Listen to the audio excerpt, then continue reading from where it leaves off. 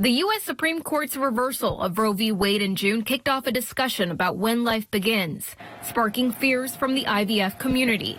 In Tennessee, which has one of the strictest abortion bans in the country, those fears prompted the state's attorney general to put out an opinion in October that says disposal of fertilized human embryos that have not been transferred to a woman's uterus is not against the law and does not qualify as an abortion. For those of you in the state of Tennessee that are planning on doing IVF, I just wanted to forewarn you. The opinion came after Tennessee resident Sarah Chambers published a video that went viral on TikTok showing the conversation she had with her state representative over the disposal of human embryos.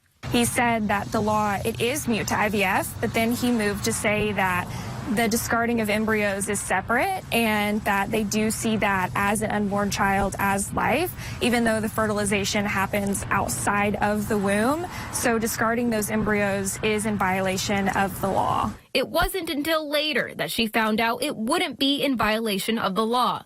That state representative later apologized. I want to say that I feel better knowing that IVF is not going to be attacked by this new law, but I don't feel better at all. While laws may not explicitly link IVF and abortion, groups that support abortion rights worry that new legislation might, as the definition of personhood evolves legally. Executives for Americans United for Life, an anti-choice group, have criticized IVF in testimony before state panels.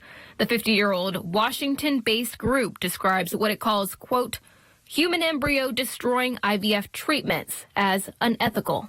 Resolve, the National Infertility Association, is launching a campaign called Fight for Families in anticipation of laws being introduced that could potentially impact IVF. Barbara Kulora, the president and CEO of Resolve, says the campaign will share stories of patients who have used IVF or need IVF to grow their family so that access to IVF remains legal and available.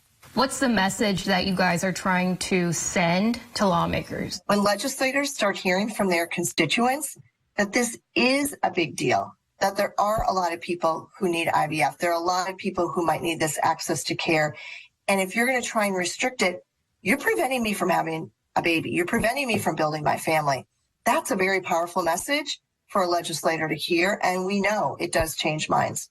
Infertility treatment advocates like Kulora worry fetal personhood laws could make it very difficult to do IVF because they grant embryos and fetuses the same rights as those already born. If you are conferring the rights to an embryo as if they are a living human being, meaning they are a person, can you freeze a person?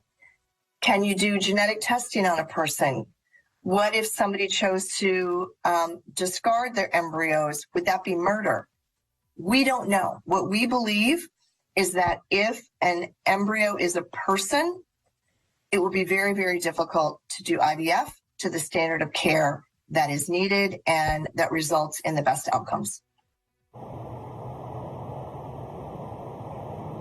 Kulora says they're going to stay vigilant and keep an eye out on any new proposed legislation that may come up. Here in Tennessee, lawmakers head back the second week of January.